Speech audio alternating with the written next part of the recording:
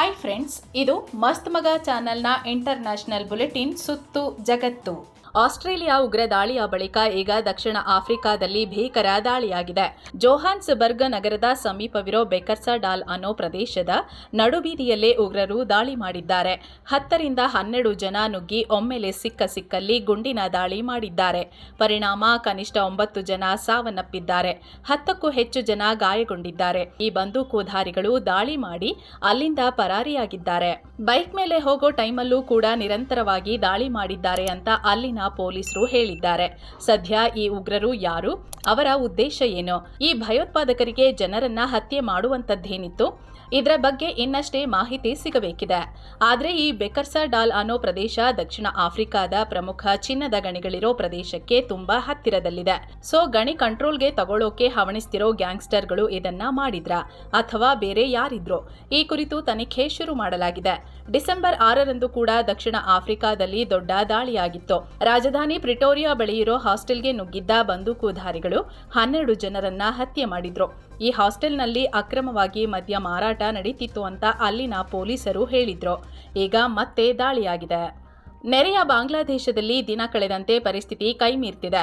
ಭಾರತ ವಿರೋಧಿ ಬಾಂಗ್ಲಾ ವಿದ್ಯಾರ್ಥಿ ನಾಯಕ ಶರೀಫ್ ಉಸ್ಮಾನ್ನ ಅಂತ್ಯಕ್ರಿಯೆ ಬೆನ್ನಲ್ಲೇ ಬಾಂಗ್ಲಾದೊಳಗೆ ದೊಡ್ಡ ಗಲಭೆ ಎದ್ದಿದೆ. ಸಾವಿರಾರು ಜನ ನೇರವಾಗಿ ಬಾಂಗ್ಲಾ ಪಾರ್ಲಿಮೆಂಟ್ ಬಿಲ್ಡಿಂಗ್ ಅನ್ನೇ ನುಗ್ಗಿಬಿಟ್ಟಿದ್ದಾರೆ. ಭದ್ರತೆಗಂತ ಇಟ್ಟ ಬ್ಯಾರಿಕೇಡ್ಗಳನ್ನ ಕೆಡವಿ ಸಂಸತ್ತಿಗೆ ಲಗ್ಗೆ ಇಟ್ಟಿದ್ದಾರೆ.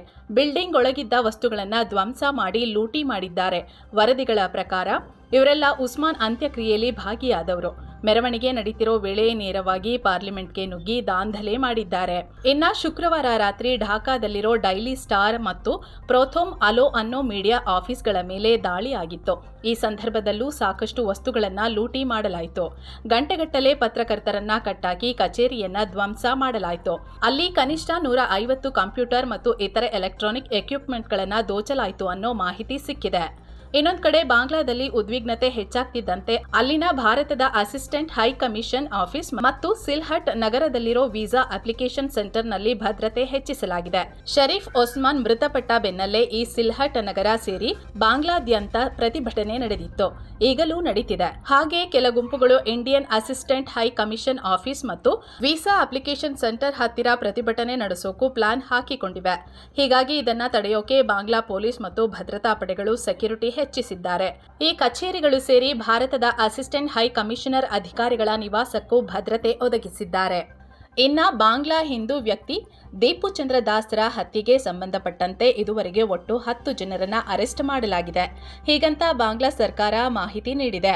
ಇನ್ನ ಈ ಹತ್ಯೆ ಖಂಡಿಸಿ ಪಶ್ಚಿಮ ಬಂಗಾಳದ ಸಿಲಿಗುರಿಯಲ್ಲಿ ಹಿಂದೂ ಪರ ಸಂಘಟನೆ ಬಂಗಿಯಾ ಹಿಂದೂ ಮಹಾಮಂಚ್ ಪ್ರತಿಭಟನೆ ನಡೆಸಿದೆ.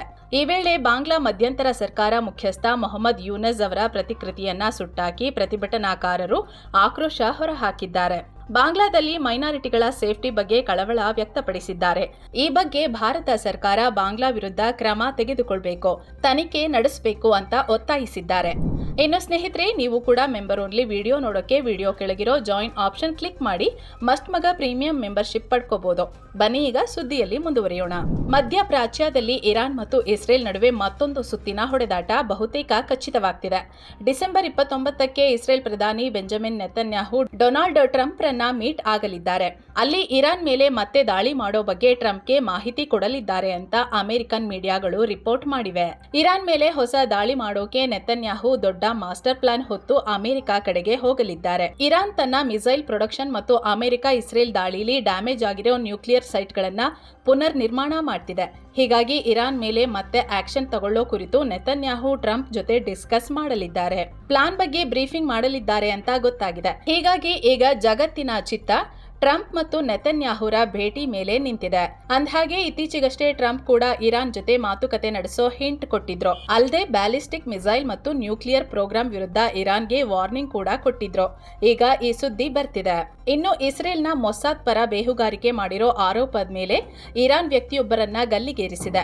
ಇವರನ್ನ 27 ವರ್ಷದ ಅಗಿಲ್ ಕೆಶವರ್ಜ್ ಅಂತ ಗುರುತಿಸಲಾಗಿದೆ. ಸುಪ್ರೀಂ ಕೋರ್ಟ್ ಈ ವ್ಯಕ್ತಿಯ ಮರಣದಂಡನೆ ಶಿಕ್ಷೆಯನ್ನ ಎತ್ತಿ ಹಿಡಿದ ನಂತರ ಶಿಕ್ಷೆ ಪ್ರಕಟವಾಗಿದೆ. ಕಳೆದ ಜೂನ್ನಲ್ಲಿ ಇಸ್ರೇಲ್ ಇಸ್ರೇಲ್ ಜೊತೆಗಿನ ಸಂಘರ್ಷದ ನಂತರ ಇರಾನ್ ಇಲ್ಲಿವರೆಗೆ ಸಾಕಷ್ಟು ಜನರಿಗೆ ಈ ಶಿಕ್ಷೆ ಕೊಟ್ಟಿದೆ. ಯುಕ್ರೇನ್ ಮೇಲೆ ರಷ್ಯಾ ಮತ್ತೆ ಭೀಕರ ದಾಳಿ ಮಾಡಿದೆ. ಯುಕ್ರೇನ್ನ ಒಡೆಸಾದ ಬಂದರಿನ ಮೇಲೆ ಬ್ಯಾಲಿಸ್ಟಿಕ್ ಮಿಸೈಲ್ನಿಂದ ದಾಳಿ ಮಾಡಿದೆ. ಇದರಲ್ಲಿ ಕನಿಷ್ಠ 8 ಮಂದಿ ಸಾವನ್ನಪ್ಪಿದ್ರೆ 27 ಮಂದಿ ಗಾಯಗೊಂಡಿದ್ದಾರೆ.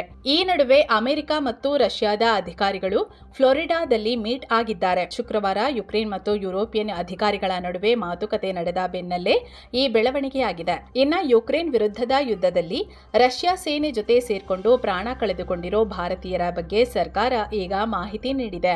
2022ರಲ್ಲಿ ಯುಕ್ರೇನ್ ಯುದ್ಧ ಸ್ಟಾರ್ಟ್ ಆದಾಗಿನಿಂದ ಇಲ್ಲಿವರೆಗೆ ಯುಕ್ರೇನ್ ವಿರುದ್ಧ ಹೋರಾಡೋಕೆ ಸುಮಾರು 202 ಭಾರತೀಯರು ರಷ್ಯಾ ಸೇನೆಗೆ ಸೇರ್ಕೊಂಡಿದ್ದಾರೆ.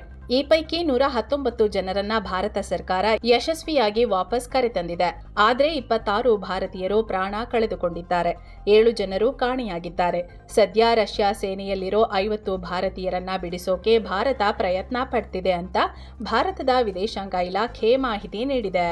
ಇನ್ನು ಪಾಕ್ನಲ್ಲಿ ನಾಗರಿಕ ದಂಗೆಯ ಲಕ್ಷಣಗಳು ಕಾಣ್ತಿವೆ. ಪಾಕ್ ಮಾಜಿ ಪ್ರಧಾನಿ ಇಮ್ರಾನ್ ಖಾನ್ ತಮ್ಮ ಬೆಂಬಲಿಗರಿಗೆ ಬೀದಿಗಿಳಿಯಿರಿ ಅಂತ ಕರೆ ಕೊಟ್ಟಿದ್ದಾರೆ. ಪಾಕ್ನಾದ್ಯಂತ ಪ್ರತಿಭಟನೆ ನಡೆಸೋಕೆ ಸಿದ್ಧರಾಗಿ ಅಂತ ಅಬ್ಬರಿಸಿದ್ದಾರೆ. ಭ್ರಷ್ಟಾಚಾರ ಕೇಸಲ್ಲಿ ತಮ್ಮ ಪತ್ನಿ ಬುಷ್ರಾ ಬೀಬಿ ಮತ್ತು ತಮಗೆ ಪಾಕ್ ಕೋರ್ಟ್ 17 ವರ್ಷ ಜೈಲು ಶಿಕ್ಷೆ ವಿಧಿಸಿದ ಬೆನ್ನಲ್ಲೇ ಖಾನ್ ಈ ಹೇಳಿಕೆ ಕೊಟ್ಟಿದ್ದಾರೆ. ಚಳುವಳಿಗೆ ಸಿದ್ಧವಾಗೋಕೆ ಖೈಬರ್ ಪಖ್ತೂನ್ಖ್ವಾ ಸಿಎಂ ಸೋಹೆಲ್ ಅಫ್ರಿದಿಗೆ ಸೂಚನೆ ನೀಡಿದ್ದೇನೆ. ಇಡೀ ದೇಶ ತಮ್ಮ ಹಕ್ಕುಗಳಿಗಾಗಿ ಎದ್ದು ನಿಲ್ಬೇಕಾಗತ್ತೆ ಅಂತ ಇಮ್ರಾನ್ ಖಾನ್ ಹೇಳಿದ್ದಾರೆ. ಇನ್ನು ತಮ್ಮ ವಿರುದ್ಧ ನೀಡಿರೋ ಕೋರ್ಟ್ ಆದೇಶದ ಬಗ್ಗೆ ಕೂಡ ಮಾತಾಡಿದ್ದಾರೆ. ಈ ತೀರ್ಪಿನಿಂದ ನನಗೇನು ಅಚ್ಚರಿಯಾಗಿಲ್ಲ.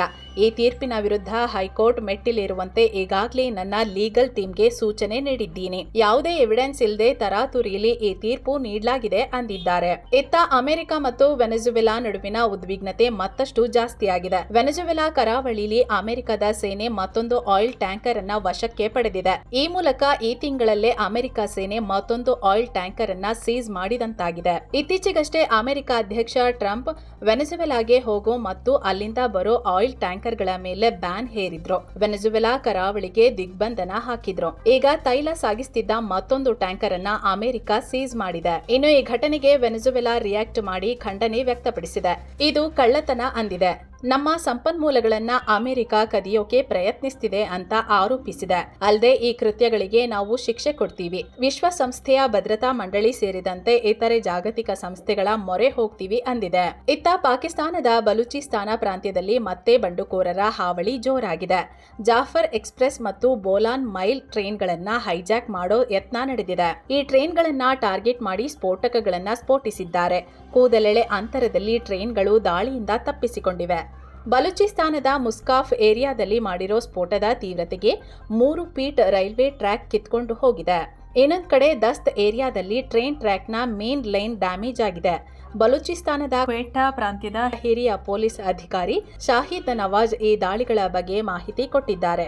ಈ ದಾಳಿಗಳಾದ ನಂತರ ಆ ಪ್ರದೇಶದಲ್ಲಿ ಟ್ರೈನ್ ಸಂಚಾರವನ್ನ ಕೂಡ ತಾತ್ಕಾಲಿಕವಾಗಿ ಬಂದ್ ಮಾಡಲಾಗಿತ್ತು. ಈಗ ಸ್ಟಾರ್ಟ್ ಮಾಡಲಾಗಿದೆ ಅಂತ ಅಧಿಕಾರಿಗಳು ಹೇಳಿದ್ದಾರೆ. ಸಿರಿಯಾದಲ್ಲಿ ಅಮೆರಿಕದ ಸೇನೆ ಐಎಸ್ ಉಗ್ರರ ನೆಲೆಗಳನ್ನ ಟಾರ್ಗೆಟ್ ಮಾಡಿ 70 ಕಡೆ ದಾಳಿ ಮಾಡಿತ್ತು. ಸಿರಿಯಾದೊಳಗೆ ಆಪರೇಷನ್ ಹಾಕ್ ಐ ಸ್ಟ್ರೈಕ್ ನಡೆಸಿತ್ತು. ಈಗ ಈ ದಾಳಿಲಿ ಜೋರ್ಡಾನ್ ವಾಯುಪಡೆ ಭಾಗವಹಿಸಿತ್ತು ಅಂತ ಗೊತ್ತಾಗಿದೆ. ಖುದ್ದು ಜೋರ್ಡಾನ್ ವಾಯುಪಡೆ ಇದನ್ನ ಕನ್ಫರ್ಮ್ ಮಾಡಿದೆ. ಉಗ್ರ ನೆಲೆಗಳನ್ನ ಧ್ವಂಸ ಮಾಡೋ ಕಾರ್ಯಾಚರಣೆಯಲ್ಲಿ ನಾವು ಕೂಡ ಭಾಗಿಯಾಗಿದ್ವಿ.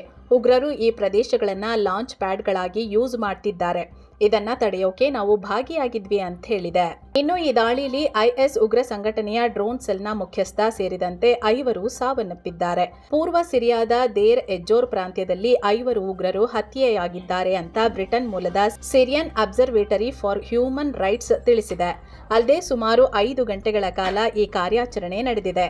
ಯಾವುದೇ ಗ್ರೌಂಡ್ ಆಪರೇಷನ್ ನಡೆದಿಲ್ಲ ಅಂತ ಸಿರಿಯಾದ ಸೇನಾ ಅಧಿಕಾರಿಯೊಬ್ಬರು ಹೇಳಿದ್ದಾರೆ. ಇನ್ನು ವಲಸೆ ವಿರುದ್ಧ ಟ್ರಂಪ್ ತೀವ್ರ ಕ್ರಮಗಳನ್ನು ಜಾರಿಗೊಳಿಸುತ್ತಿರೋ ಟೈಮಲ್ಲೇ ಅಮೆರಿಕದ ಟೆಕ್ ದಿಗ್ಗಜ ಕಂಪನಿಗಳಾದ ಆಪಲ್ ಮತ್ತು ಗೂಗಲ್ ತಮ್ಮ ಉದ್ಯೋಗಿಗಳಿಗೆ ದೊಡ್ಡ ಎಚ್ಚರಿಕೆ ನೀಡಿದೆ. ಅಮೆರಿಕ ಬಿಟ್ಟು ಹೊರಗೆ ಹೋಗಬೇಡಿ, ಬೇರೆ ದೇಶಗಳಿಗೆ ಹೋಗೋದನ್ನ ಅವಾಯ್ಡ್ ಮಾಡಿ ಅಂತ ಸೂಚನೆ ಕೊಟ್ಟಿವೆ. ಆಪಲ್ ಮತ್ತು ಗೂಗಲ್ ವೀಸಾ ಮೂಲಕ 3 ಲಕ್ಷ ವಿದೇಶಿ ಉದ್ಯೋಗಿಗಳನ್ನ ನೇಮಿಸಿಕೊಂಡಿವೆ. ಆದರೆ ಅಮೆರಿಕದ ವೀಸಾ ಪ್ರಕ್ರಿಯೆಗಳು, ರೀ ಎಂಟ್ರಿ ಪ್ರೊಸೀಜರ್ಗಳು ಈಗ ಮತ್ತಷ್ಟು ಕಠಿಣ ಆಗಿವೆ. ಹೀಗಾಗಿ ಅಮೆರಿಕ ಬಿಟ್ಟು ಹೊರಗೆ ಹೋಗಬೇಡಿ, ವಾಪಸ್ ಬರುವಾಗ ತೊಂದರೆ ಆಗ್ಬೋದು, ರಿಸ್ಕ್ ತಗೊಳ್ಬೇಡಿ ಅಂತ ಹೇಳಿವೆ. ಟೆಕ್ ದಿಗ್ಗಜ ಎಲಾನ್ ಮಸ್ಕ್ ತಮ್ಮ ಸಂಪತ್ತಿನ ಮೂಲಕ ಹೊಸ ದಾಖಲೆ ಬರೆದಿದ್ದಾರೆ. $700 ಬಿಲಿಯನ್ ಗಿಂತ ಜಾಸ್ತಿ ಸಂಪತ್ತು ಹೊಂದಿದ ವಿಶ್ವದ ಮೊದಲ ವ್ಯಕ್ತಿ ಅನ್ನೋ ಹೆಗ್ಗಳಿಕೆಗೆ ಪಾತ್ರರಾಗಿದ್ದಾರೆ. ಅವರ ನೆಟ್ವರ್ತ್ ಈಗ ಅಂದಾಜು $749 ಬಿಲಿಯನ್ ಗೆ ತಲುಪಿದೆ. ಹಿಂದೆ 2018ರಲ್ಲಿ ಅವರ ಎಲೆಕ್ಟ್ರಿಕ್ ವಾಹನ ಉತ್ಪಾದನಾ ಕಂಪನಿ ಟೆಸ್ಲಾದ ಬೋರ್ಡ್ ಮಸ್ಕ್ಗೆ ದೊಡ್ಡ ಪೇ ಪ್ಯಾಕೇಜ್ ಕೊಡೋಕೆ ಒಪ್ಪಿಗೆ ನೀಡಿತ್ತು. ಮುಂದೆ ಟೆಸ್ಲಾ ಕೆಲ ಟಾರ್ಗೆಟ್ಗಳನ್ನ ರೀಚ್ ಮಾಡಿದ್ರೆ ಮಸ್ಕ್ಗೆ ಕಡಿಮೆ ಪ್ರೈಸ್ನಲ್ಲಿ ಅಂದ್ರೆ 2018ರಲ್ಲಿ ಫಿಕ್ಸ್ ಆಗಿರೋ ಪ್ರೈಸ್ನಲ್ಲಿ ಮುಂದೆ ಟೆಸ್ಲಾದ ಷೇರುಗಳನ್ನ ಖರೀದಿ ಮಾಡಬಹುದು ಅಂತ ಹೇಳಿತ್ತು. ಆದರೆ 2024ರಲ್ಲಿ ಅಮೆರಿಕದ ಕೆಳ ಹಂತದ ಕೋರ್ಟ್ ಈ ಪೇ ಪ್ಯಾಕೇಜ್ ಅನ್ನ ರಿಜೆಕ್ಟ್ ಮಾಡಿತ್ತು. ಅದು ಅನ್ಯಾಯ ಅಂದಿತ್ತು. ಆದ್ರೀಗ ಸುಪ್ರೀಂ ಕೋರ್ಟ್ ಈ ಆದೇಶನ ಕ್ಯಾನ್ಸಲ್ ಮಾಡಿ ಮಸ್ಕ್ಗೆ ಆ ಪೇ ಪ್ಯಾಕೇಜ್ ಅನ್ನ ವಾಪಸ್ ನೀಡಿ ಅಂತ ಆದೇಶ ಹೊರಡಿಸಿದೆ. ಇದರ ಬೆನ್ನಲ್ಲೇ ಮಸ್ಕ್ ತಮ್ಮ ಸಂಪತ್ತಿನ ಮೂಲಕ ಹೊಸ ದಾಖಲೆ ಬರೆದಿದ್ದಾರೆ. ರಷ್ಯಾ ತನ್ನ ದೇಶದಲ್ಲಿ ಓದುವ ಭಾರತೀಯ ವಿದ್ಯಾರ್ಥಿಗಳಿಗೆ ವಿದ್ಯಾರ್ಥಿ ವೇತನವನ್ನ ಅನೌನ್ಸ್ ಮಾಡಿದೆ. ಯಾವುದೇ ಎಂಟ್ರೆನ್ಸ್ ಎಕ್ಸಾಮ್ ಇಲ್ಲದೆ ಬರೀ ಶೈಕ್ಷಣಿಕ ದಾಖಲೆಗಳು, ಸಾದರಿ, ರಿಸರ್ಚ್ ಪೇಪರ್ ಮತ್ತು ಅವರ ಸರ್ಟಿಫಿಕೇಟ್ ಮೇಲೆ ಸ್ಕಾಲರ್ಶಿಪ್ ನೀಡೋದಾಗಿ ಹೇಳಿದೆ. ಉನ್ನತ ವಿದ್ಯಾಭ್ಯಾಸಕ್ಕಾಗಿ ಬರೋ ಪದವಿ ವಿದ್ಯಾರ್ಥಿಗಳಿಂದ ಹಿಡಿದು ಅಡ್ವಾನ್ಸ್ಡ್ ಟ್ರೈನಿಂಗ್ ಪ್ರೋಗ್ರಾಂಗಳ ತನಕ ಸ್ಕಾಲರ್ಶಿಪ್ ಸಿಗಲಿದೆ. Medicine, pharmacy, engineering, architecture, agriculture, economics, management, social science ಸೇರಿದಂತೆ ಹಲವು ಕ್ಷೇತ್ರಗಳಲ್ಲಿ ವಿದ್ಯಾಭ್ಯಾಸ ಮಾಡೋದಕ್ಕೆ ಅವಕಾಶ ಇದೆ. ಇನ್ನು ಮೆಡಿಸಿನ್ ಸೇರಿದಂತೆ ಹಲವು ಕ್ಷೇತ್ರದ ಕೋರ್ಸ್ಗಳು ಇಂಗ್ಲಿಷ್ ಭಾಷೆಯಲ್ಲಿರಲಿವೆ. ರಷ್ಯನ್ ಭಾಷೆ ಕಡ್ಡಾಯವಲ್ಲ ಅಂತ ಹೇಳಲಾಗಿದೆ. ಇನ್ನು ರಷ್ಯನ್ ಭಾಷೆ ಕಲಿಯೋಕೆ ಬಯಸೋ ವಿದ್ಯಾರ್ಥಿಗಳು ತಮ್ಮ ಸ್ಟಡಿಯನ್ನ ಪ್ರಾರಂಭಿಸೋ ಮುನ್ನ 1 ವರ್ಷ ರಷ್ಯನ್ ಭಾಷಾ ಕೋರ್ಸ್ ಮಾಡಬಹುದು. ರಷ್ಯಾ ರಾಜಧಾನಿ ಮಾಸ್ಕೋದಲ್ಲಿರೋ ಯೂನಿವರ್ಸಿಟಿ ಸೇರಿದಂತೆ ಹಲವು ಯೂನಿವರ್ಸಿಟಿಗಳಲ್ಲಿ ಈ ಅವಕಾಶ ಇದೆ. ಇಡೀ ವಿದ್ಯಾರ್ಥಿ ವೇತನ ನೀಡೋ ಪ್ರಕ್ರಿಯೆ 2 ಹಂತದಲ್ಲಿ ನಡೆಯಲಿದೆ ಅಂತ ತಿಳಿಸಿದೆ. ಸೊ ಫ್ರೆಂಡ್ಸ್, ಇದಾಗಿತ್ತು ಇವತ್ತಿನ ಜಗತ್ತಿನ ಸುತ್ತಾಟ. ಮತ್ತೆ ಭೇಟಿಯಾಗ್ತಿರೋಣ. ನಮಸ್ಕಾರ.